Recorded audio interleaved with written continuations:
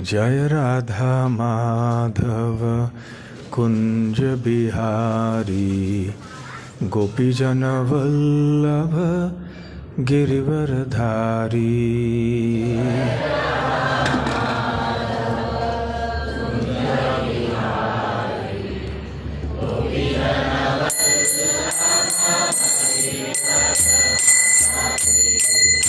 जय राधा माधव कुंज बिहारी गोपीजन वल्लभ गिरिवरधारी।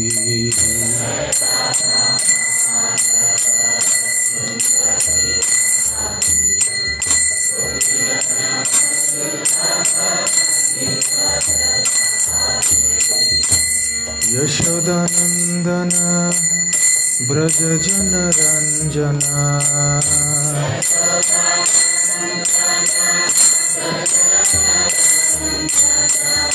यशोदानंदन ब्रज जन रंजना।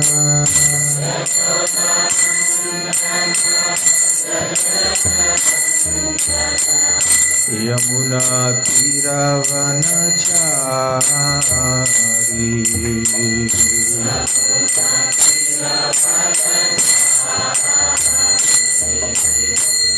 यमुना तीरावनचारी।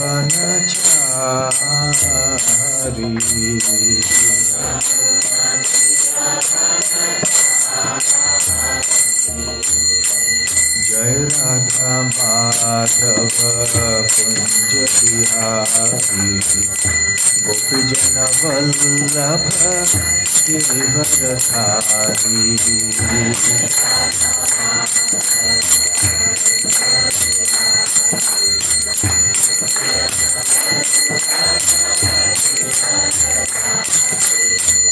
हरे Krishna Krishna Krishna Hare Hare Hare Ram Ram Ram Hare Hare.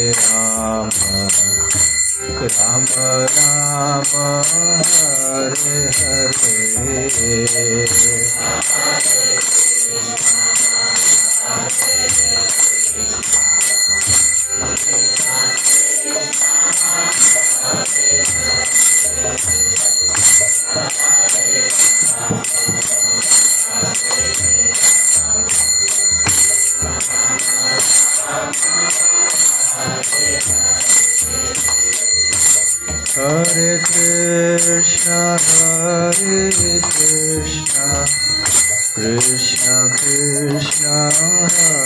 Krishna Krishna Hare Hare Hare Ram Ram Ram Hare Hare.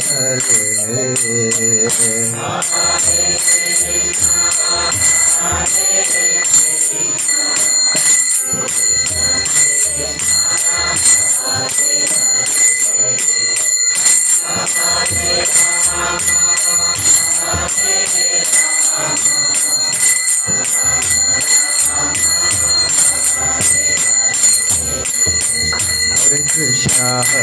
Krishna Krishna Krishna Hare Hare Hare Rama Rama Rama Hare Hare।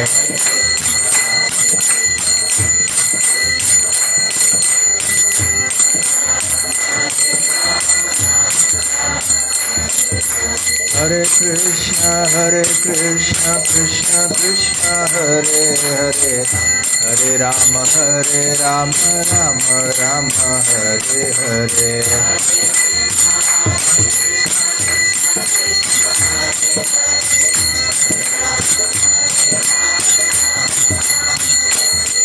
जय राधा गोकुल नंद राधा गोकुल नंद राधे।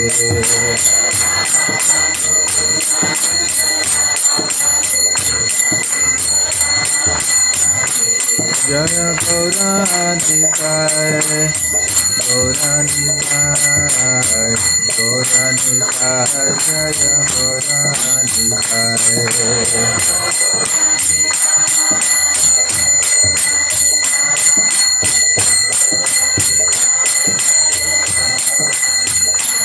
जय जगन्नाथ जय जगन्नाथ जय बलदेव जय सुभद्रा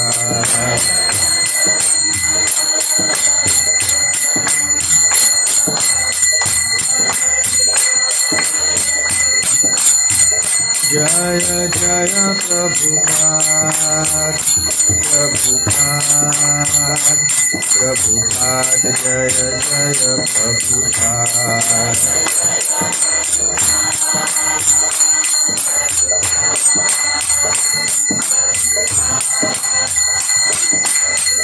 निताय गौरा हरि बोल हरि बोल हरि बोल निताय गौरा हरि बोल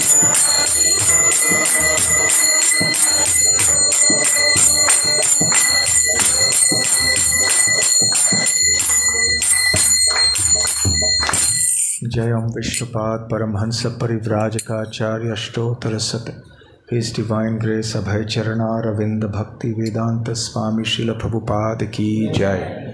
अनंत कोटि वैष्णव वृंद की जय। श्री श्री राधा गोकुलानंद की जय। श्री श्री गौरनिताय की जय। श्री श्री जगन्नाथ बलदेव सुभद्रा मई की जय। ग्रंथराज श्रीमद्भागवतम की जय। निताय गौर प्रेमानंदे समवेत भक्त वृंद की जय। समवेत भक्त वृंद की जय। समवेत भक्त वृंद की जय। श्री श्री गुरु गौरांग की जय।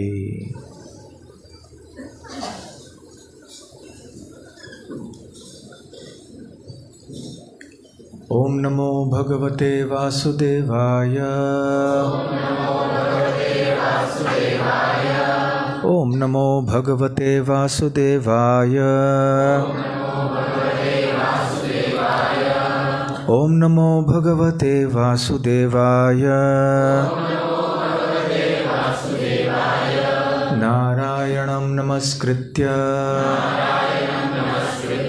नरं चैव नरोत्तमं देवीं सरस्वतीं व्यासं ततो जयमुदीरयेत्। नष्टप्रायेष्वभद्रेषु नित्यं भागवत सेवया भगवत्युत्तमश्लोके भक्तिर्भवति नैष्ठिकी।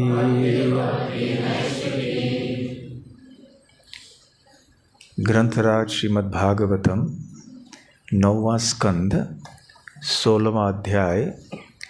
भगवान परशुराम द्वारा विश्व के क्षत्रियों का विनाश। श्लोक संख्या 18 और 19।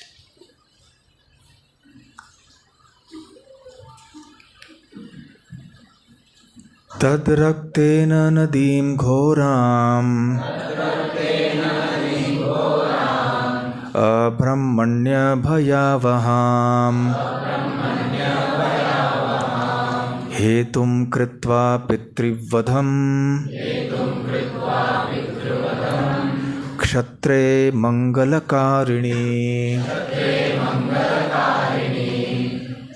त्रिसप्तकृत्वः पृथिवीं कृत्वा निक्षत्रियां प्रभुः समन्तपञ्चके चक्रे शोणितोदानहृदान्नव। तद्रक्तेन नदीं घोराम् अब्रह्मण्य भयावहाम् हेतुं कृत्वा पितृवधम् क्षत्रे मंगलकारिणी। त्रिसप्तकृत्वः पृथिवीं कृत्वा निक्षत्रियां प्रभुः समन्तपञ्चके चक्रे शोणितोदान हरदान नव। दो प्रभु जी, दो माता जी।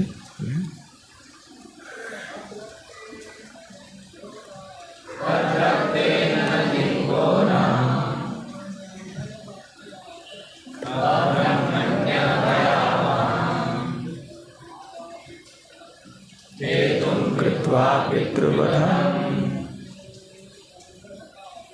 क्षत्रे मंगलकारिणी सप्त कृत्वा पृथिवीं कृत्वा निक्षत्रियां प्रभुः चक्रे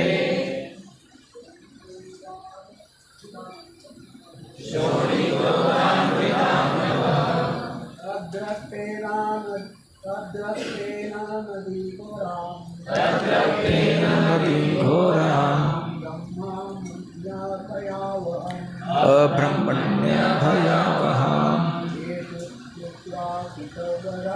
हेतुं कृत्वा पितृवधम् क्षत्रे मंगलकारिणी सप्त कृत्वा पृथिवीं कृत्वा निक्षत्रियां प्रभुः समस्त पंचके चक्रे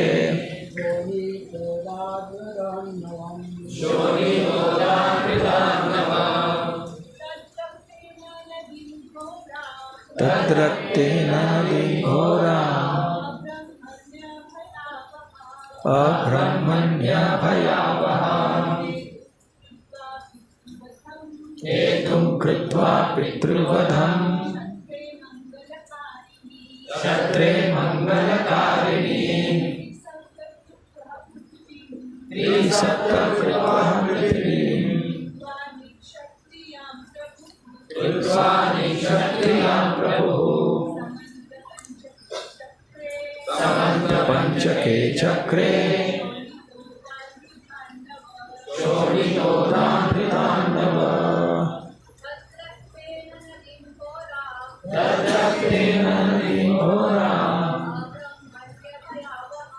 अब्रह्मण्य भयावहाम् हेतुं कृत्वा पितृवधम् क्षत्रे मंगलकारिणी सप्त कृत्वा पृथिवीं कृत्वा निक्षत्रियां प्रभुः समस्त पंचके चक्रे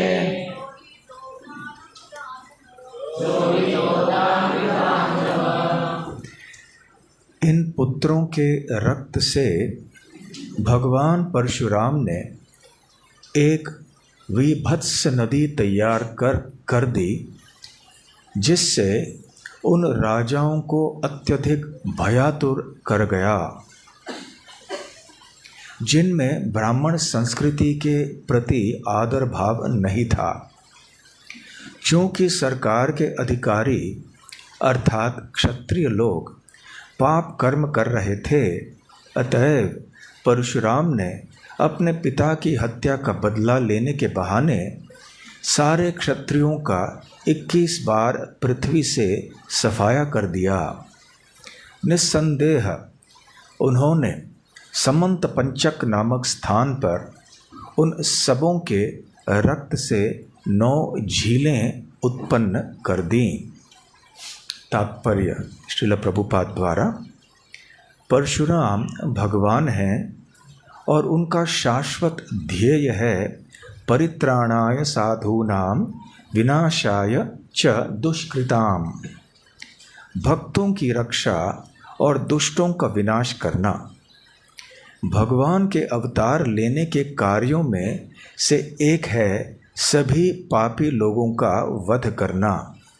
भगवान परशुराम ने सारे क्षत्रियों का क्रमशः 21 बार वध किया, क्योंकि वे ब्राह्मण संस्कृति के आज्ञाकारी थे।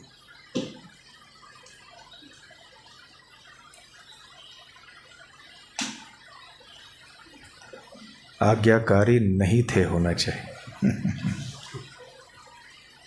कभी कभी छपने में किताबों में होता है। यह तो बहाना था कि क्षत्रियों ने उनके पिता का वध कर डाला था। वास्तविकता तो यह थी कि राजन्य वर्ग या क्षत्रिय दूषित हो चुके थे और उनकी स्थिति अशुभ थी।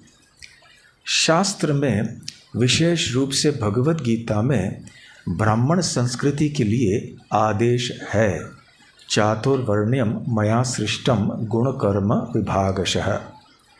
प्रकृति के नियमानुसार चाहे वह परशुराम का युग हो या वर्तमान युग, यदि सरकार निकम्मी तथा पापमय हो जाती है और वह ब्राह्मण संस्कृति की परवाह नहीं करती, तो परशुराम के समान ईश्वर का अवतार अवश्यंभावी है, जो अग्नि, अकाल, बीमारी या अन्य विपदा से प्रलय उत्पन्न कर देगा।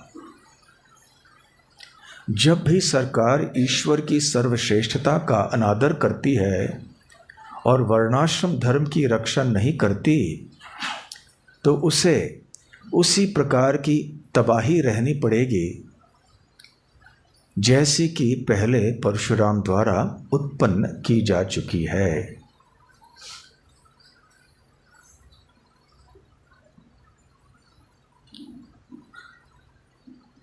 ओम अज्ञानतिमिरान्धस्य ज्ञानाञ्जनशलाकया चक्षुरोन्मीलितं येन तस्मै श्रीगुरवे नमः।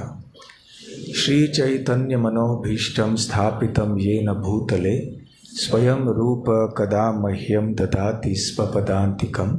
वन्देऽहं श्रीगुरोः श्रीयुतपदकमलं श्रीगुरून् वैष्णवांश्च श्रीरूपं साग्रजातं सहगण रघुनाथान्वितं तं सजीवं साद्वैतं सावधूतं परिजनसहितं कृष्णचैतन्यदेवं श्रीराधा कृष्णपादां सहगण ललिता श्रीविशाखान्वितांश्च। नमो ओं विष्णुपादाय कृष्णप्रेष्ठाय भूतले श्रीमते भक्तिवेदान्तस्वामिन्निति नामिने। नमस्ते सारस्वते देवे गौरवाणी प्रचारिणे निर्विशेष शून्यवादी पाश्चात्यदेशतारिणे। वाञ्छाकल्पतरुभ्यश्च कृपा सिन्धुभ्य एव च पतितानां पावनेभ्यो वैष्णवेभ्यो नमो नमः। जय श्री कृष्ण चैतन्य प्रभु नित्यानंद श्री अद्वैत गदाधर शिवासादि गौर भक्त वृंद। हरे कृष्णा कृष्ण कृष्णा हरे हरे, हरे राम राम राम हरे हरे। हरे कृष्णा। श्री श्री राधा गोकुलानंद मंदिर में इस रविवार के सत्संग कार्यक्रम के लिए आप सबका हार्दिक स्वागत है। पिछले कई रविवारों से भगवान परशुराम की कथाएं हो रही हैं। पिछले रविवार को हम ये सुन चुके थे कि परशुराम ने जब ये देखा कि राजा कार्तवीर्य अर्जुन ने जमदग्नि ऋषि के कामधेनु गाय को उठा लिया है, अपहरण कर लिया है, ज़बरदस्ती कामधेनु गाय और उसके बछड़े को अपने महल में ले जाकर वहाँ उनका लाभ उठाना चाहा, तो परशुराम को बहुत क्रोध आया। परशुराम ने जाकर न केवल उस गाय की रक्षा की, बल्कि गाय को वापस ले आए बछड़े के साथ। परंतु जब कार्तवीर्य अर्जुन ने देखा कि परशुराम बहुत आक्रमणात्मक भाव से शस्त्रों से युक्त तेज गति से माहिष्मतिपुरी की ओर बढ़ते आ रहे हैं, तो राजा ने अपने सेना को भेजा। कितने अक्षौहिणी वर्गों को भेजा? 17 अक्षौहिणी वर्गों को भेजा, परंतु भगवान परशुराम में तहस नहस कर दिया, उनका विध्वंस कर दिया और अंततः राजा कार्तवीर अर्जुन की हत्या भी कर दी, क्योंकि वो सबक सिखाना चाहते थे कि राजाओं को अभी कभी भी इस प्रकार का अत्याचार या अन्याय नहीं करना चाहिए, विशेष रूप से साधु पुरुषों के प्रति। तो जब वो लौट के आए और ये खबर सुनाई अपने पिता जमदग्नि ऋषि को, तो जमदग्नि ऋषि प्रसन्न नहीं हुए। उन्होंने कहा कि हे पुत्र, तुमने ठीक नहीं किया। एक ब्राह्मण की हत्या करने से अधिक पाप है कि ऐसे एक सम्राट की हत्या करना। वैसे हम सब ब्राह्मण हैं और हमारा जो प्रधान गुण है या होना चाहिए, जिसके द्वारा हम समाज के लिए पूजनीय होते हैं, वो है क्षमाशीलता। यदि हमारे अंदर क्षमा का गुण नहीं रहा तो फिर क्या लाभ। तो इसलिए तुमने बिल्कुल ठीक नहीं किया। तुम्हें अब प्रायश्चित करना होगा। कैसे? अच्युत चेतना, तुम्हें कृष्ण भावना भावित होना होगा और तुम्हें तीर्थ स्थानों की यात्रा करनी होगी। तो इस बात पर पिछले रविवार की कथा रुकी थी और अंत में ये प्रश्न चिन्ह हमने खड़ा कर दिया था, प्रश्न किया था कि क्या परशुराम विरोध करेंगे अपने पिता के इस आदेश का या नहीं। तो परशुराम बहुत आज्ञाकारी थे, इसलिए सुखदेव गोस्वामी कहते हैं तथेति कुरुनंदन पित्रोपशिक्षितो रामः तथेति कुरुनंदन, कि हे राजा परीक्षित, तुरंत ही जैसे पिता ने आदेश दिया था, उपशिक्षित जैसे आदेश दिया था, वैसे ही उन्होंने करना चाहा। उन्होंने कहा तथा इति, जैसे आप कहते हैं वैसे ही होगा। संवत्सरम तीर्थयात्राम, इसलिए एक पूर्ण वर्ष के लिए परशुराम जी तीर्थ यात्रा में निकल पड़े। और चरित्वा, ये सब होने के बाद आश्रमम आव्रजत, फिर पिता के आश्रम में लौट के आ गए 1 साल के बाद में। तो अब यहाँ परशुराम लौट के आए, अपने कार्यों में मग्न रहे। उधर एक बार हुआ ये कि ऋषि जमदग्नि की जो पत्नी थी, जिनका नाम था रेणुका, वो गंगा के तट पर गई थी जल लाने के लिए। उस ज़माने में तो नल वल सब नहीं हुआ करते थे, या तो कुएं होते थे या नदियाँ होती थी या तालाब होते थे। तो गंगा में अपने कलश में जल भर के आने के लिए गई, क्योंकि ये जल आदि यज्ञ के लिए आवश्यक था। तो जैसे वो वहाँ पर पहुँची, उन्होंने गंधर्वों के राजा चित्ररथ को देखा, जो कि कमल पुष्पों के हार से सुशोभित था और जो अप्सराओं से घिरा हुआ था, और वो बहुत आकर्षक था। तो उसे देखकर रेणुका देवी के मन में थोड़े समय के लिए थोड़ा सा आकर्षण उत्पन्न हुआ और समय थोड़ा बीत गया। और समय जब बीत गया तो रेणुका देवी को पता चला कि अरे, होम के लिए समय जो था वो बीत चुका, तो मेरे द्वारा एक बड़ा अपराध हो चुका है। अब मैं क्या करूं?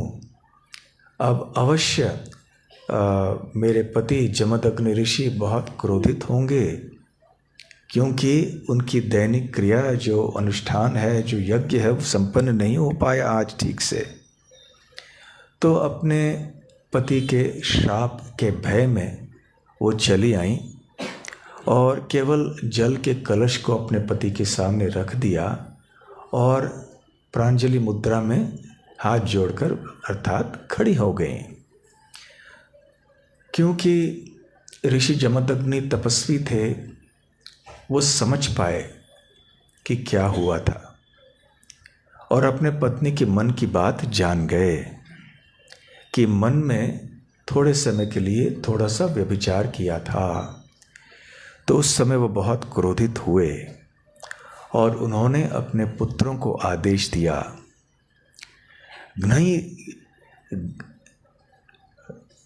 घ्नतैनाम पुत्र का पापम। घ्नत घ्नत मतलब मार डालो, एना मतलब इसे, पुत्र का, घ्नतैनाम पुत्र का पापम, क्योंकि इसने पाप किया है, इसकी हत्या कर दो। परंतु तेन चक्रिरे, पुत्रों ने इस आदेश का पालन नहीं किया। पिता ने बच्चों से कहा माँ की हत्या कर दो और पुत्रों ने नहीं किया। फिर परशुराम की ओर देखा जमदग्नि ऋषि ने, और जमदग्नि ने परशुराम से कहा कि इन सब की हत्या कर दो, तुम्हारी माँ की भी हत्या कर दो, तुम्हारे भाइयों की भी हत्या कर दो। तो परशुराम ने सोचा, परशुराम ने जाना, प्रभावज्ञ मुनेः सम्यक समाधे तपसश्च सः, कि उनके पिता की क्षमता को, सामर्थ्य को, उनके तपोबल को जानते थे। वो समाधि का बल क्या है, तपस्या का बल क्या है, वो भली भांति जानते थे। प्रभावज्ञ, अपने पिता का प्रभाव क्या है वो जानते थे। इसलिए उन्होंने अपने पिता के आदेश का पालन तुरंत किया, बिना हिचकिचाए हुए। तो उन्होंने क्या किया, अपने माँ की हत्या कर दी और अपने भाइयों की हत्या कर दी, और फिर अपने पिता के सामने खड़े हो गए। जमदग्नि ऋषि बहुत प्रसन्न हुए और परशुराम से कहा कि कोई वरदान मांग लो। इसी की राह तो परशुराम कर रहे थे। तो जैसे ही जमदग्नि ऋषि ने ऐसे कहा तो फिर क्या हुआ, प्रीतः सत्यवती सुतः, तो जमदग्नि जब ऐसे कहा, वर प्रदान किया, तो हतानाम रामोपि जीवितम चा स्मृतिम वधे। राम अर्थात परशुराम ने पूछा, क्या पूछा, हतानाम जीवितम, हतानाम अर्थात जिनकी हत्या हो चुकी है। किनकी हत्या हो चुकी थी, परशुराम की माँ की और उनके भाइयों की। हतानाम उनके, उनको, जीवितम उनको जीवित कर दीजिए। परंतु इतना होने पर वो संतुष्ट नहीं हुए, उन्होंने और एक वरदान चाहा, च अस्मृतिम वधे, कि जो उनकी हत्या मैंने की है उनको ये स्मरण न हो, उनको याद नहीं रहे कि मैंने ही उनकी हत्या की थी। कितने बुद्धिमान थे परशुराम। तो उन्होंने देखा कि दोनों तरफ से सब कुछ ठीक ठाक हो गया। क्योंकि यदि उनको पता चलता, याद रह जाता कि परशुराम ने ऐसे किया है, तो मन में एक नकारात्मक भाव रहता है कि इसने हमारी हत्या कर दी थी। तो ऐसे वरदान मांगा परशुराम ने कि न केवल ये सब जीवित हो जाएं, परंतु उनको याद भी न रहे कि क्या हो गया था। तो फिर परशुराम, तो जमदग्नि ऋषि ने बड़े प्रसन्नता से कह दिया तथास्तु। और फिर क्या हुआ, उत्तस्थुः ते कुशलिनः, तो तुरंत वो उठ गए। सारे जितने जो माँ थी उनके भाई थे सब उठ गए। कुशलिनः अर्थात बड़े खुश थे कि हम जीवित हैं। और कैसे उनकी अवस्था थी, निद्रा अपाये इव, जिस प्रकार से निद्रा के बाद हम उठते हैं और हमें ज्ञात होता है कि मैं कौन हूँ और मैं कहाँ हूँ, मेरा परिसर क्या है, मुझे क्या करना है, तुरंत याद हो जाता है। तो ठीक उसी प्रकार से यद्यपि इनकी मृत्यु हो चुकी थी, परंतु जमदग्नि ऋषि के तपोबल के आधार पर पुनः जीवित हो गए और जीवित होने के बाद ऐसे प्रतीत हुआ कि मानो नींद से वो जागे हैं और बस देख रहे हैं कि हमें क्या करना है। तो पितुः विद्वांस तपो वीर्यम रामश्चक्रे सुहृद वधम।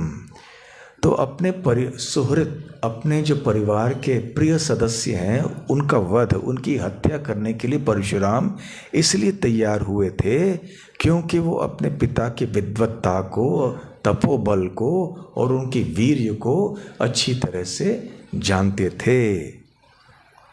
तो इस प्रकार से ये एक चमत्कार का कार्य हो गया। तो आगे चल के शुकदेव गोस्वामी और बता रहे हैं कि आगे क्या हुआ। उधर कार्तवीर्य अर्जुन की हत्या तो हो गई थी, परंतु जो उसके पुत्र थे वो अपने पिता को भूल नहीं पाए थे। स्मरन्तः स्वपितुः वधम, स्मरन्तः वो लोग सब याद कर, स्मरण कर रहे थे स्वपितुः, अपने ही पिता के वध के बारे में। उनको बहुत दुख हो रहा था कि उनके पिता की हत्या परशुराम ने की है। राम वीर्य पराभूता लेभिरे शर्म न क्वचित। राम, परशुराम के वीर्य के कारण वो पराजित हो चुके थे, न केवल वो स्वयं परंतु उनके पिता भी। और इसके कारण लेभिरे शर्म न क्वचित, शर्म अर्थात सुख, लेभिरे प्राप्त होना, न क्वचित कभी भी उनको सुख नहीं मिला, क्योंकि ये उनको स्मरण सदैव होता था कि परशुराम ने हमारे पिता की हत्या की, इसलिए चैन नहीं रहा उनको, सदैव बेचैन रहा करते थे। तो इस प्रकार से उनके मन में ये इच्छा थी कि हमें आगे चल के बदला लेना होगा, परंतु जब तक परशुराम है किस प्रकार से बदला लिया जा सकता है। परशुराम तो इतने शक्तिशाली हैं, इसलिए वो सोच रहे थे, वो राह देख रहे थे कि कब परशुराम आश्रम में न हो और तब वे वहाँ पे प्रवेश करके वो कुछ कर लें, बदला ले लें अपने पिता का। तो एक बार हुआ ये कि परशुराम जी आश्रम छोड़कर अपने भाइयों के साथ वन में गए कुछ काम से, क्योंकि जो आश्रम में रहने वाले जो ऋषि मुनि होते हैं वो वन पर निर्भर होते हैं ना। ऐसे वनों को तपोवन कहते हैं, जिन वनों में तपस्या के लिए ऋषि मुनि रहा करते थे। और उस तपोवन में जो भी उपलब्ध हुआ करता था, जैसे कोई कंद मूल, फल फूल आदि, उससे अपना जो है जीविका का साधन बन जाता था वो उनके लिए। तो वो चले गए थे उस काम से। उस समय कार्तवीर्य अर्जुन के जो पुत्र थे वो आश्रम में आए बदला लेने की इच्छा से, और उन्होंने देखा कि वहाँ जमदग्नि ऋषि क्या कर रहे हैं। दृष्ट्वा अग्नि आगार आसीनम, उन्होंने दृष्ट्वा देखा कि अग्नि आगार की जो होम होता है, अग्निहोत्र के लिए जो अग्नि बनाई जाती है, उसके निकट अग्नि आगार आसीनम जमदग्नि ऋषि बैठे हुए हैं। बैठे हुए क्या कर रहे हैं। आवेशित धियम मुनिम, अपने ध्यान में मग्न हैं। आवेशित, बिल्कुल किनके ऊपर ध्यान कर रहे हैं। भगवती उत्तम श्लोके, भगवती अर्थात भगवान के प्रति। कौन है भगवान। उत्तम श्लोक, उत्तम श्लोक अर्थात श्री कृष्ण। तो उन्होंने क्या किया।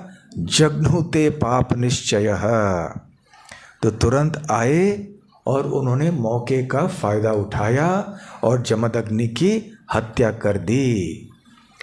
उधर जमदग्नि ऋषि की पत्नी रेणुका पास में थी। वो बहुत ही घबरा गई और याचना करने लगी कार्तवीर्य अर्जुन के पुत्रों से, उन राजकुमारों से कि मत मारिए मत मारिए। परंतु ये वास्तविक क्षत्रिय नहीं थे, क्योंकि जो सच्चे क्षत्रिय होते हैं वो इस प्रकार से निर्दोष व्यक्तियों की हत्या कभी नहीं करते हैं। ऐसे क्षत्रियों के लिए बहुत सारे नियम आदि होते हैं। आचार संहिता एक होती है कि युद्ध किस प्रकार से करना चाहिए, किसकी हत्या करनी चाहिए, किसकी नहीं करनी चाहिए। परंतु एक क्षत्रिय को व्यवहार जिस प्रकार से करना चाहिए वैसे नहीं किया। इसलिए शुकदेव गोस्वामी इनको क्षत्रिय न कहकर क्षत्र बंधवः कहते हैं, क्षत्र बंधु। जैसे प्रभुपाद जी भी कहते हैं अनेकों बार कि जो व्यक्ति ब्राह्मण कुल में जन्म लेता है परंतु उसके अंदर ब्राह्मणों के गुण नहीं है, वो केवल नाम के लिए ब्राह्मण है, वास्तव में ब्राह्मण नहीं है। इसलिए ऐसे व्यक्ति को ब्रह्म बंधु कहते हैं, ब्राह्मण नहीं। उसी प्रकार से जिसने क्षत्रिय कुल में जन्म लिया है परंतु क्षत्रियों के गुण उसमें नहीं है, वो भी सच्चा क्षत्रिय नहीं है, उसे क्षत्र बंधु कहते हैं। कलयुग में तो कौन प्रामाणिक ब्राह्मण है, कौन प्रामाणिक क्षत्रिय है, आजकल दुर्लभ है ऐसे लोगों को पाना। कलो शूद्र संभवः, सब लोग पतित हैं इस कलयुग में। तो खैर, यद्यपि रेणुका देवी ने बहुत याचना की, हाथ जोड़कर रो रो के कि मत मारिए मत मारिए, फिर भी इन क्रूर क्षत्र बंधुओं ने क्या कर दिया, जमदग्नि ऋषि की हत्या कर दी। और इतना ही नहीं बल्कि जमदग्नि ऋषि का सर काट दिया और साथ में सर को ले गए। ऐसा घोर पाप उन्होंने किया। इतने क्रूर थे वो। तो उस समय रेणुका दुख शोकार्ता, बहुत दुख से ग्रस्त, शोक से ग्रस्त वो रोने लग गई जोर जोर से। राम रामेति तातेति विचक्रोश उच्चैहि सती। तो रेणुका देवी ने रोना शुरू कर दिया। विचक्रोश कैसे, उच्चैहि ऊंचे स्वर में रोना शुरू कर दिया और अपने पुत्र को पुकारा, विशेष करके परशुराम को पुकारा। राम राम राम एति तात एति। तात अर्थात किसी प्रिय व्यक्ति को तात कहते हैं, जैसे अपना बच्चा हो या कभी कभी अपने पिता को भी माता को तात कहते हैं। तो राम रामेति तातेति, हे राम मेरे प्रिय पुत्र, जोर से पुकारा उस समय रेणुका देवी ने। तो अपने छाती के ऊपर हाथ पीटते हुए बहुत शोकग्रस्त अवस्था में ऐसे रेणुका देवी रो रही थी। तो यद्यपि परशुराम और उनके भाई थोड़े दूर थे, वहाँ से काफ़ी दूर थे, फिर भी अपनी माँ के जो पुकार है, माँ के रोने की आवाज़ सुनाई पड़ी। तद उपश्रुत्य दूरस्थाः हा रामेति आर्तवत् स्वनम। तो तद उपश्रुत्य दूरस्था, वो दूर स्थित थे वो भाई सब, रेणुका देवी के बच्चे सब दूर स्थित थे, फिर भी तद उपश्रुत्य, फिर भी उन्होंने सुन लिया। क्या सुना? स्वानम, स्वनम वो आवाज़ ध्वनि सुन ली। हा राम इति, बहुत दुख से जो बोले गए शब्द थे, हे राम, उन्होंने सुन लिया और तुरंत वहाँ पर लौट के चले आए आश्रम में। और आश्रम में आए तो क्या देखते हैं कि ये इतनी जघन्य कार्य कार्तवीर्य अर्जुन के पुत्रों ने कर दिया है। दुख, शोक, क्रोध आदि से ग्रस्त ये सारे पुत्र आग बबूले हो गए थे, परंतु परशुराम के क्रोध की कोई सीमा नहीं रही। जब बाकी भाई रो रहे थे कि हे पिता, आप हमें छोड़कर ऊपरी लोकों के लिए चले गए, तो परशुराम जी ने अपने पिता के शरीर को अपने भाइयों के हवाले कर दिया कि आप रक्षा कीजिए, क्योंकि उनके पिता का सर भी नहीं था वहाँ पे। कार्तवीर्य अर्जुन के जो पुत्र हैं, उन्होंने सर काट के भी वो साथ में ले गए थे। तो परशुराम को इतना क्रोध आया, इतना क्रोध आया। प्रगृह्य परशुम रामः क्षत्रांताय मनोदधे। प्रगृह्य, उन्होंने उठाया, क्या उठाया? परशुम, परशु अपना जो शस्त्र था उसे उठाया। किसने उठाया? रामः, परशुराम ने। और मनः दधे, अपने मन को स्थिर कर लिया, निष्ठा मन में कर ली, संकल्प कर लिया। क्या कर लिया? क्षत्र अंताय, सारे क्षत्रियों का अंत करना है मुझे, क्योंकि ये सारे क्षत्रिय हैं बहुत दुष्ट बन चुके हैं। इसलिए मुझे अभी तुरंत निकल के उनको दंड देना चाहिए। न केवल परशुराम, न केवल कार्तवीर्य अर्जुन के पुत्र, परंतु पृथ्वी पर जितने भी ये क्षत्रिय हैं वो बहुत बोझ बन चुके हैं, इसलिए उनकी हत्या मुझे फिर करनी है। तो फिर परशुराम निकल पड़े और सीधे माहिष्मति पहुँचे। माहिष्मति के बारे में बताया जाता है ब्रह्मज्ञ विहत श्रियम, क्योंकि ऐसे जघन्य कार्य हो चुका था तो माहिष्मति पहले से ही उसका ऐश्वर्य वगैरह सब लुप्त हो गया था, खत्म हो चुका था। जहाँ भी इस तरह के कार्य होते हैं या जिन स्थानों में ऐसे लोग रहते हैं जो इस प्रकार के कार्य करते हैं, उन स्थानों में ऐश्वर्य नीति सब खत्म हो जाती है। इस प्रकार से परशुराम जी ने सारे कार्तवीर्य अर्जुन के पुत्रों की हत्या कर दी। उनके सर को काट कर उन सरों का जो एक पहाड़ बना दिया। और फिर उन्होंने इन राजकुमारों के और जितने भी उनके साथ में और सैनिक रहे होंगे, तो उनकी हत्या करके उनका जो रक्त था, उनका जो खून था, उसकी एक नदी बना दी। इसलिए हम आज के दो श्लोकों का पठन हमने जो किया उसमें बताया गया है, तद रक्तेन नदीम घोराम।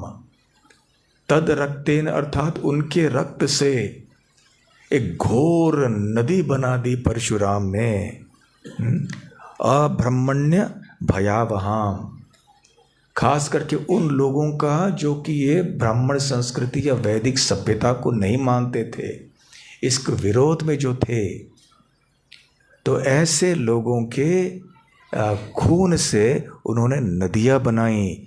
त्रिः सप्त कृत्वा पृथिवीं कृत्वा निःक्षत्रियं प्रभु। उन्होंने पृथ्वीं कृत्वा, पृथ्वी को किया, क्या किया? निःक्षत्रियं, क्षत्रियहीन कर दिया। कितनी बार? त्रिः सप्त कृत्वा, 3 गुना 7, 21 बार ऐसे कर दिया। और फिर समंत पंचके चक्रे शोणितोदान हरदान नव, और वहाँ पे समंत पंचक नाम के स्थान पे उन्होंने ऐसे 9 तालाब बनाए खून के। यहाँ पे वैसे नव कहा गया है, 9, और स्थान का नाम है समंत पंचके। पंचक अर्थात 5, तो ये 9 भी कहा गया है, 5 भी है, जो भी है। परंतु ऐसे ये स्थान कहाँ है, किसी को पता है? समंत पंचक, हाँ, कुरुक्षेत्र में है।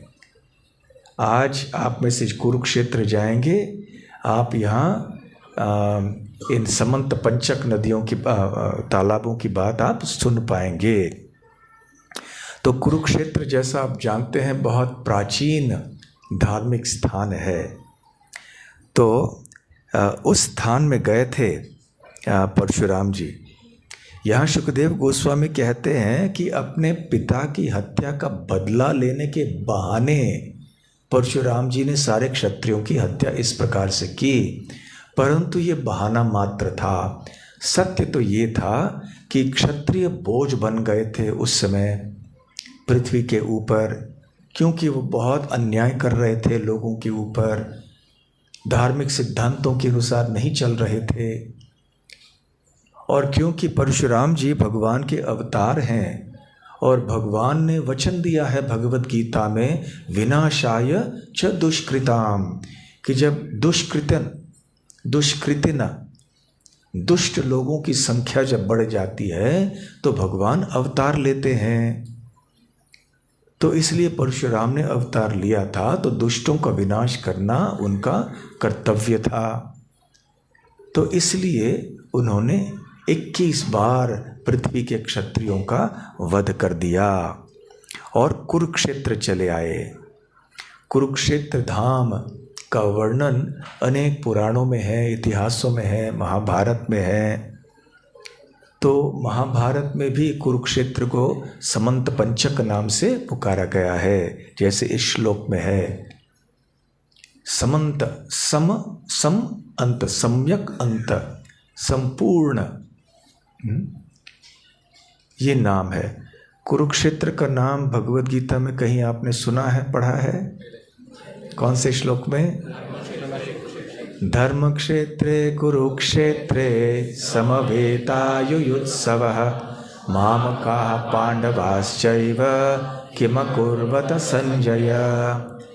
तो भगवत गीता के सबसे पहले श्लोक में ही कुरुक्षेत्र का उल्लेख होता है, जिसमें संजय क्या कहते हैं कि धृतराष्ट्र ने संजय से पूछा, क्या पूछा कि धर्म क्षेत्र, इस धर्म क्षेत्र में, इसका नाम क्या है? कुरुक्षेत्र। इस कुरुक्षेत्र में, धर्म क्षेत्रे कुरुक्षेत्रे समवेता युयुत्सवः, समवेता सब इकट्ठे हुए हैं, युयुत्सवः युद्ध करने के लिए। कौन इकट्ठे हुए हैं? मामकाः मेरे पुत्र, और पांडवाश्चैव, तो पांडु के पुत्र और मेरे पुत्र दोनों एकत्र हुए हैं धर्म क्षेत्र कुरुक्षेत्र में युद्ध करने के लिए। फिर उसके बाद क्या हुआ संजय? किम कुर्वत संजय, उन्होंने क्या किया फिर? यह प्रश्न पूछने की क्या आवश्यकता थी?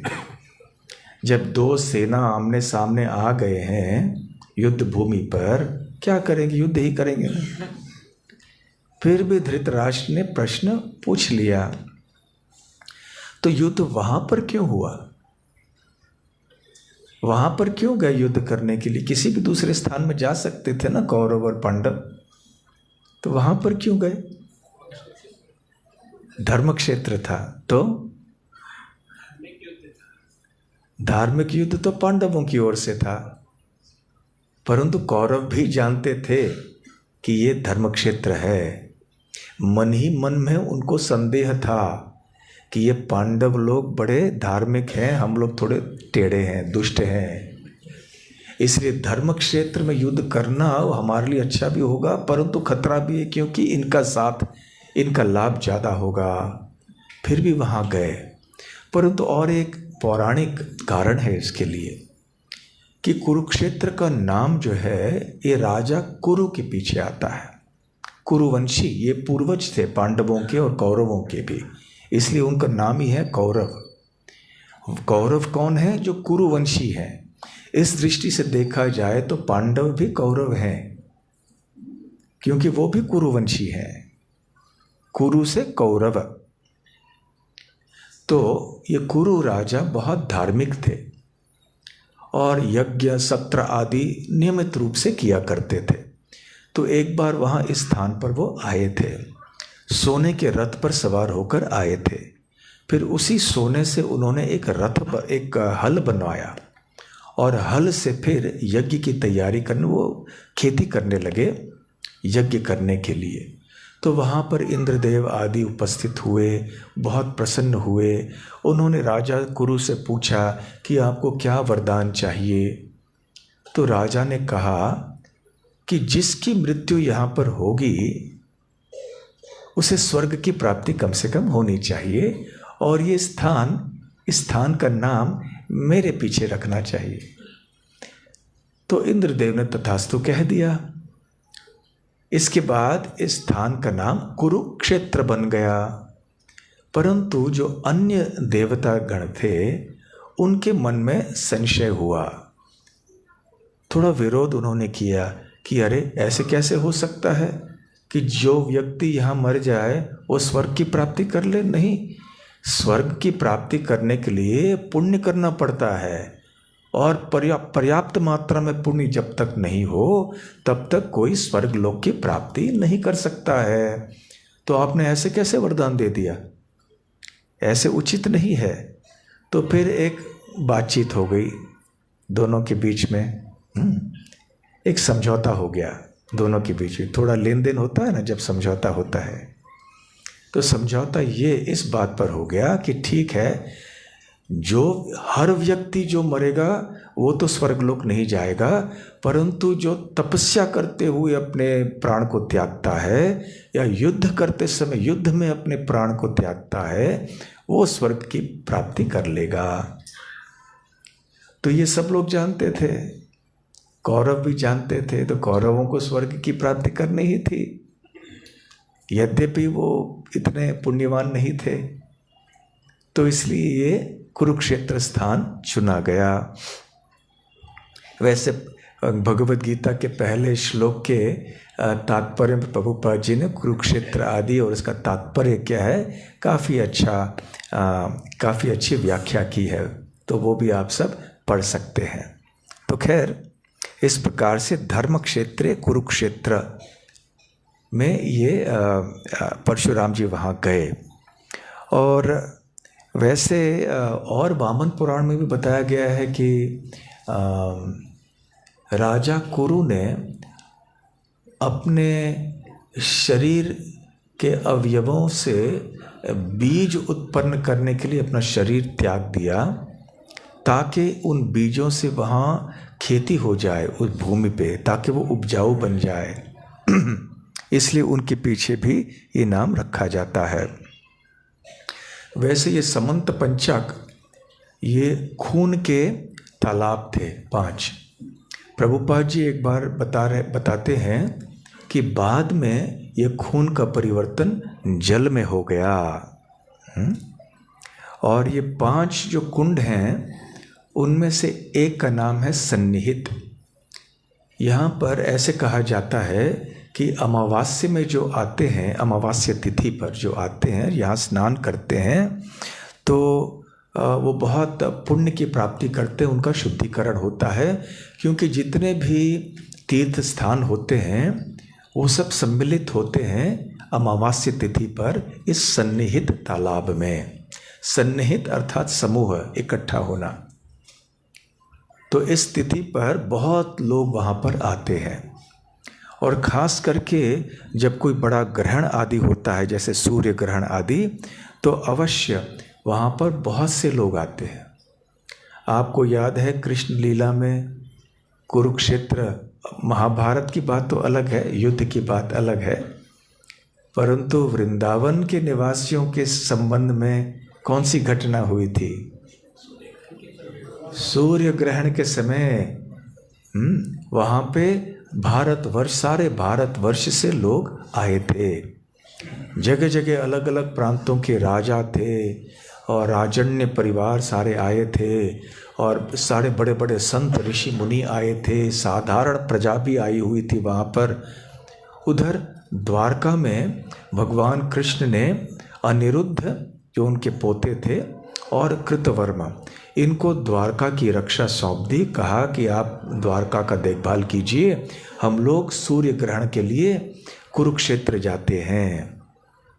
उधर जब वो वहाँ पर गए तो वृंदावन के निवासियों को भी पता था कि जब से कृष्ण वृंदावन छोड़कर चले गए हमने उनका दर्शन किया ही नहीं, तो अवश्य जब सूर्य ग्रहण का समय है तो वो कुरुक्षेत्र में द्वारका से अवश्य आएंगे। तो सारे ब्रजवासी भी इस तीर्थ यात्रा में निकल पड़े। वैसे वृंदावन से बढ़कर तीर्थ कौन सा है? कोई नहीं है।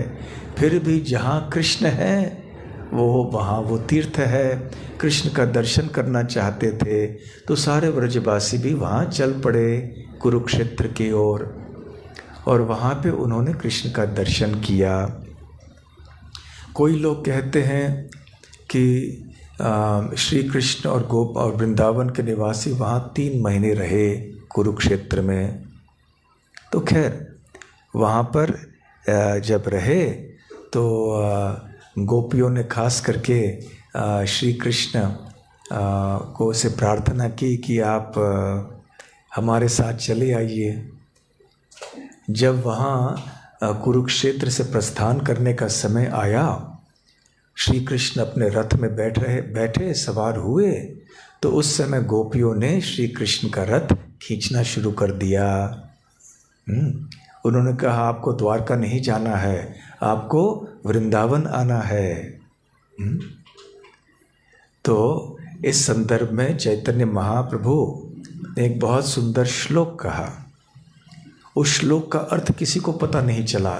खास करके रथ यात्रा के समय महाप्रभु इस श्लोक को बोलते थे, परंतु केवल 2 व्यक्ति थे जिनको इस श्लोक के अभिप्राय के बारे में पता था, और वो थे स्वरूप दामोदर गोस्वामी और दूसरे थे रूप गोस्वामी।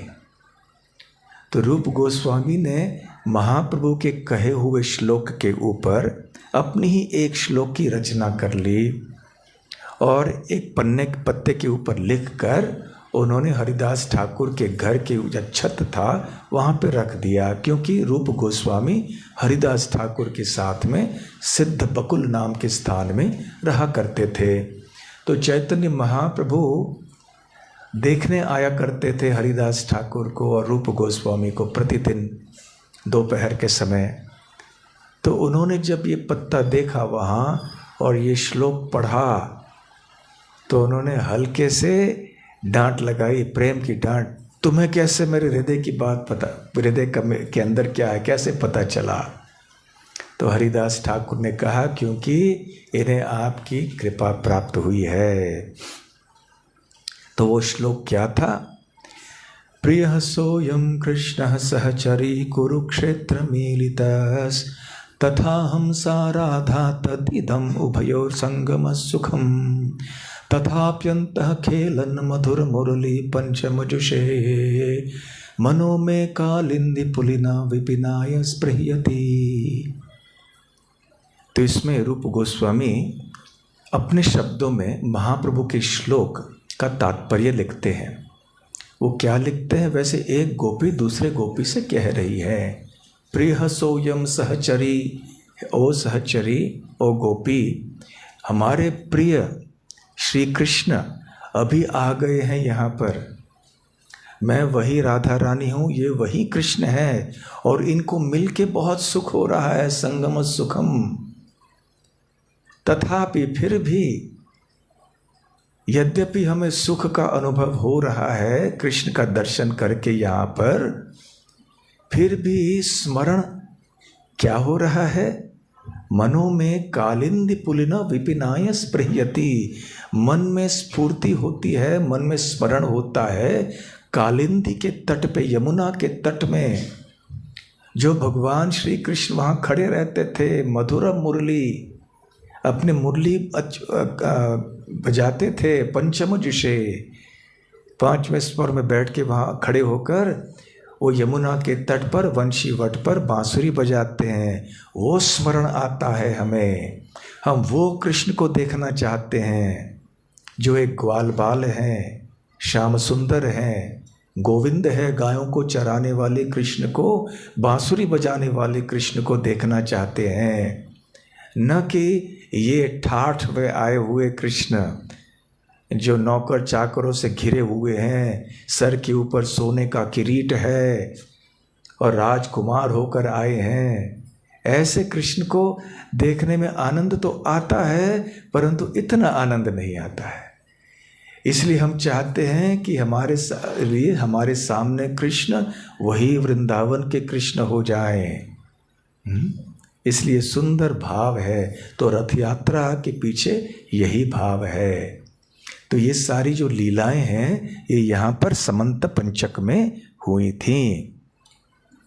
तो खैर ये बहुत पावन स्थान है। उत्तर वेदी आदि के नाम से ये विख्यात है पुराणों में, क्योंकि लोग आके यहाँ पर यज्ञ आदि किया करते थे। तो खैर परशुराम जी वहाँ पर गए और उन्होंने क्षत्रियों की हत्या करने के बाद खून की नदियाँ वहाँ बना दी। फिर उन्होंने अपने पिताजी के सर को ले लिया वहाँ से, फिर वापस लौट के आए और पिताजी के शरीर से उनका सर जो है वो जोड़ दिया और उनका शरीर कुश घास के ऊपर रखा और उन्होंने वासुदेव भगवान अर्थात श्री कृष्ण की उपासना करना प्रारंभ किया। उन्होंने ऐसे विशेष यज्ञ आदि संपन्न किया। यज्ञ संपन्न करने के पश्चात उन्होंने सारे विश्व के ऊपर जो है विजय प्राप्त कर लिया था। तो चारों दिशाओं को, चारों कोनों को और बीच का जो स्थान था इत्यादि, उस सब उन्होंने ब्राह्मणों को दान दे दिया और जो भी बचा हुआ भी था वो भी उन्होंने सबको दान दे दिया। इस प्रकार से ये सारे जो क्रियाएं समाप्त हो गईं।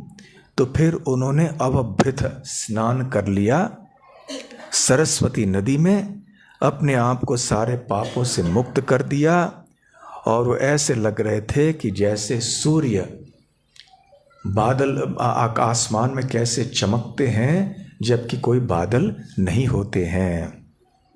उधर जमदग्नि ऋषि के प्रति भी उन्होंने प्रार्थना की और जमदग्नि ऋषि पूर्ण जीवित हो गए फिर से और पूर्ण स्मरण हुआ उनको। अब जब परशुराम की माता और उनके भाई पुनर्जीवित हुए, उनको विस्मृति थी कि क्या हो गया था, परंतु जमदग्नि ऋषि को पूर्ण स्मरण था कि क्या हुआ था। इसलिए जमदग्नि ऋषि पुनः जीवित हो गए और शुकदेव गोस्वामी कहते हैं कि आगे चल के वो सप्त ऋषियों में से एक बन गए। सप्त ऋषियों का नाम भी प्रभुपाद जी यहाँ तात्पर्य में देते हैं। वैसे हर मनमंत्र में सप्त ऋषि अलग अलग होते हैं। तो इस मनमंत्र में, हमारे मनमंत्र में सप्त ऋषियों के नाम हैं कश्यप, अत्रि, वशिष्ठ, विश्वामित्र, गौतम, जमदग्नि और भरद्वाज। तो जमदग्नि ऋषि भी सप्त ऋषि बन गए। आप में से जो आसमान में कभी कभी देखते हैं रात के समय, तो आप जानते होंगे कि सप्तर्षि भी वहाँ एक राशि है आसमान में। आपने कभी देखा है आसमान में सप्तर्षि नक्षत्र हैं वहाँ पे? तो उत्तर की दिशा में आप देखेंगे तो वहाँ पर ध्रुव तारा आपको दिखाई पड़ेगा। जैसे बेलगाम कितना 15 डिग्री उत्तर है ना, यहाँ की रेखा क्या है 15-16 डिग्री होगी। तो आप ठीक उत्तर की दिशा में 15-16 डिग्री की ऊंचाई पर देखिए, आपको ध्रुव तारा दिखेगा। तो ध्रुव तारा को बीच में रखते हुए ये सप्तर्षि घूमते हैं, अपनी कक्षा में घूमते हैं 24 घंटों में एक बार। हर समय नहीं दिखाई पड़ते। यदि हम और उत्तर की भाग में जाएं तो हर समय दिखाई पड़ेंगे, परंतु जितने दक्षिण की ओर हम आएंगे वो थोड़े समय के लिए दिखाई पड़ते हैं। तो इसलिए उनको सप्तऋषि कहते हैं। छोटे सप्तऋषि भी हैं, बड़े भी हैं। तो खैर, और ऐसे शुकदेव गोस्वामी आगे कहते हैं कि आने वाले मनमंत्र में परशुराम भगवान जमदग्नि पुत्र वो भी सप्तऋषि बन जाएंगे। 7 ऋषियों में से वो भी एक बनेंगे। और एक आश्चर्यजनक बात अंत में शुकदेव गोस्वामी कहते हैं कि परशुराम आज भी एक बहुत ही बुद्धिमान और विद्वान ब्राह्मण के रूप में महेंद्र पर्वत में निवास कर रहे हैं। पूरी तरह से वो संतुष्ट हैं और उन्होंने क्षत्रियों के कार्यों को त्याग दिया है, सारे अस्त्र शस्त्रों को उन्होंने त्याग दिया है और पूरी तरह से शांत रूप से वो महेंद्र पर्वत में रह के अपना भजन करते हैं और वो पूजित हैं। सिद्ध चारण आदियों के द्वारा आज भी वहाँ पूजित हैं। आपको याद होगा अनेक रविवार पहले हमने ये बताया था कि जब चैतन्य महाप्रभु दक्षिण भारत की तीर्थ यात्रा में निकले थे तो महेंद्र पर्वत पर भी गए थे। उन्होंने भी परशुराम से भी वो मिले थे उस समय। तो इस प्रकार से शुकदेव गोस्वामी कहते हैं कि भगवान अब एक अवतार के रूप में भृगुवंश में प्रकट हुए। उन्होंने सारे पृथ्वी को अधार्मिक दुष्ट क्षत्रियों से मुक्त कर दिया। तो कभी कभी प्रश्न ये आता है कि यदि जो क्षत्रिय सब जगह फैले हुए हैं सारे विश्व भर में, चाहे वो तुर्की में हो, ग्रीस में हो, यूरोप के अन्य भागों में हो, एशिया के भी अन्य भागों में हो, वो सब उन क्षत्रियों के वंशज हैं जो कि परशुराम के डर से इधर उधर भागे थे। तो यदि परशुराम ने सारे क्षत्रियों की हत्या कर दी तो ये क्षत्रिय बचे कैसे? बचे होंगे थोड़े बहुत इधर उधर बच गए, यहाँ वहाँ छुप गए और फिर उनके वंशज हो गए और उनके वंशज भी आज सारी दुनिया में फैले हुए हैं।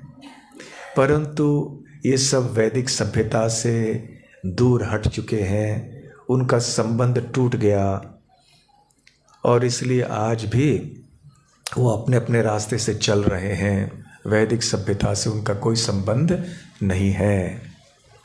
तो खैर ये श्रीमद् भागवत में परशुराम भगवान परशुराम अवतार की कथा है जो कि 2 अध्यायों में 15वें और 16वें अध्याय में वर्णित है। श्री परशुराम अवतार की जय। ग्रंथराज श्रीमद् भागवतम की जय। गौर प्रेमानंदे हरि हरि बोल। हरे कृष्णा। तो कोई प्रश्न है किसी के?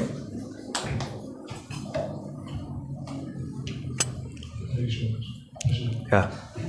जैसे आपने बोला कि परशुराम जी ने आधार्मिक क्षत्रियों का विनाश किया, पर एक हमको मतलब कथा है कि इसमें दशरथ महाराज के पीछे भी आए थे, तो दशरथ महाराज तो धार्मिक रहने चाहिए, तो उनके पीछे कैसे? जब व्यक्ति को गुस्सा आता है ना किसी के ऊपर, तो ये सब लोग ऐसे ही हैं। ये भाव एक होता है। वैसे दशरथ की बात तो दूर रही, श्री राम के साथ भी आए थे सामना करने के लिए, जबकि उन्होंने शस्त्रों को त्याग दिया था और महेंद्र पर्वत पर थे। जब श्री राम का विवाह सीता देवी से हुआ तो विवाह के समय आप सबको पता है कि श्री राम ने धनुष तोड़ा था। किन का धनुष था वो? हाँ, शिव जी का धनुष, जो कि 500 लोगों को उठाना भी, उनको धकेल के ले जाना भी मुश्किल था। तो उठाने की बात दूर रही, श्री राम ने उठाया, उसे आसानी से तोड़ भी दिया। तो ये खबर तो सब जगह पहुंच गई, तो परशुराम के कानों तक भी पहुंच गई खबर। तो जब लौट के जा रहे थे जब विवाह के बाद दशरथ महाराज थे और राम लक्ष्मण आदि सब, सीता देवी आदि सब जा रहे थे वापस अयोध्या, तो अचानक रास्ते में तूफान जैसा वातावरण निर्माण हो गया, अंधकार हो गया, भयानक आवाज़ें आने लगीं, अशुभ लक्षण दिखाई पड़े। तो राजा दशरथ और सब लोग सोच रहे थे क्या हो रहा है। अचानक सामने से उन्होंने देखा परशुराम जी आए हैं। बड़ा भयानक दृश्य था वो। तो परशुराम जी ने आके श्री राम से कहा, हमने बहुत सुना है आपके शूरवीरता के बारे में, आपने शिव जी का धनुष तोड़ा है, परंतु मेरे पास ये विष्णु का धनुष है, ये आप मुझसे छीन सकते हो या देख लो। वैसे परशुराम भी तो भगवान राम के ही अवतार हैं, परंतु ये एक लीला है राम की ख्याति की वृद्धि करने के लिए। तो दशरथ महाराज ने कहा, जानते थे परशुराम जी का इतिहास और किस प्रकार से उन्होंने कैसे क्षत्रिय समाज में विध्वंस कर दिया था। तो उन्होंने कहा, परशुराम जी आपने तो सब ये युद्ध वगैरह करना, शस्त्रों को त्याग दिया है, अभी फिर से आप ऐसे भाव में आ रहे हैं, कृपया शांत हो जाइए। परंतु उससे राम ने क्या किया, जल्दी से परशुराम जी के हाथ से वो छीन ही लिया, इसके पहले कि परशुराम को पता चले कि क्या हो गया। हाथ से धनुष गायब हो गया और श्री राम ने वो धनुष पकड़ लिया। परशुराम जी प्रसन्न हुए, यही मेरे स्वामी हैं, और फिर संतुष्ट होकर वहाँ से चले गए। परंतु भाव कभी होता है, कभी कभी वो परीक्षा लेना चाहते थे, परंतु अहंकार के कारण नहीं। वो भी तो भगवान के अवतार हैं, शक्त्यावेश अवतार, परंतु वो श्री राम के गुण गौरव को सारे दुनिया को प्रदर्शित करना चाहते थे। ठीक है, और कोई प्रश्न? हाँ, माइक वहाँ दे दीजिए।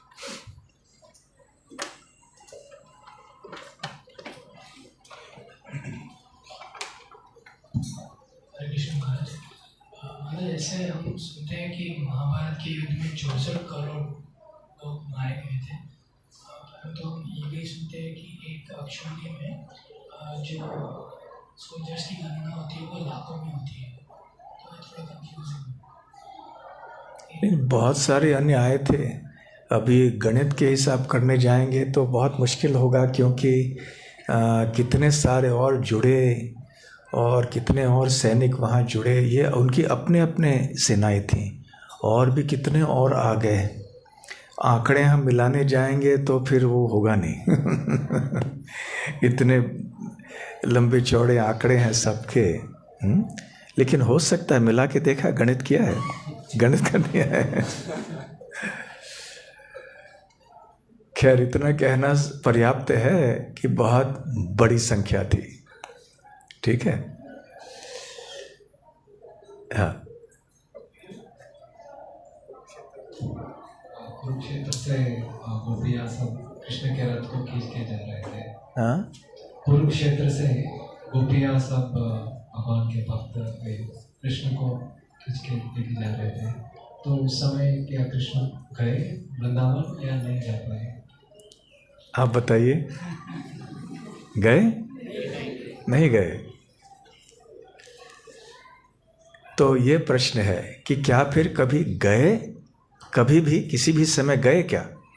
जब एक बार कृष्ण छोड़ गए वृंदावन, मथुरा गए, मथुरा से द्वारका गए, तो वृंदावन छोड़ने के बाद क्या कभी श्री कृष्ण वृंदावन लौट के आए या नहीं? जब कुरुक्षेत्र में गए उस समय तो वृंदावन लौट के नहीं आए। और किसी समय आए क्या? बलराम जी आए थे, कृष्ण का संदेश लेकर वहाँ 2 महीने रहे। उन्होंने अपनी रासलीला की उनके अपनी गोपियों के साथ में। परंतु कृष्ण आए थे क्या? आए थे। कब? हाँ, बहुत अच्छा। ऐसे श्रील जीव गोस्वामी पाद बताते हैं अपने तात्पर्यों में कि दंतवक्र असुर का वध करने के बाद श्री कृष्ण पुनः एक बार वृंदावन लौट के आए और उन्होंने ब्रजवासियों को आनंद दिया। थोड़े समय के लिए आए थे। ठीक है, ठीक। अच्छा, अंतिम प्रश्न एक वहाँ, अच्छा माइक वहाँ दीजिए।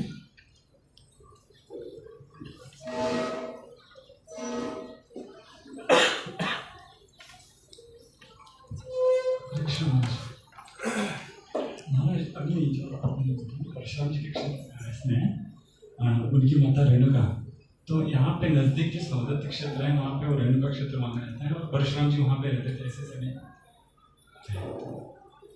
हाँ, ऐसे हम देखते हैं कि पौराणिक जो ऐसे महान व्यक्ति होते हैं कोई भी, उनके अनेक स्थानों में निवास करने की एक क्या है ऐतिहासिक वर्णन है। इतिहासों में हो या कभी लोक कथा में हो, तो हो सकता है कि अलग अलग समय पे अलग अलग जगहों में भी वो रहे हों, ऐसे भी हो सकता है। कभी यहाँ गंगा के तट की बात हो रही है, तो उत्तर भाग में कहीं रहते थे उस समय। माहिष्मती तो नर्मदा के तट में है, तो कभी यहाँ पर भी आए होंगे, कभी अभी महेंद्र पर्वत तो और भी दक्षिण भाग में है, तो अलग अलग समय पर अलग अलग स्थानों में रहते होंगे। ठीक है, अंतिम प्रश्न। हाँ, परशुराम जी ने 21 बार वध किया था, वो क्लियर हो नहीं, लास्ट वीक में रिपोर्ट किया। एक बार मार दिया, बहुत सारे लोग बच गए, दूसरी बार किया, ऐसे और भी थोड़े इधर उधर भाग गए थे दुनिया के कोने कोने में, थोड़े बच गए, तीसरी बार किया, ऐसे।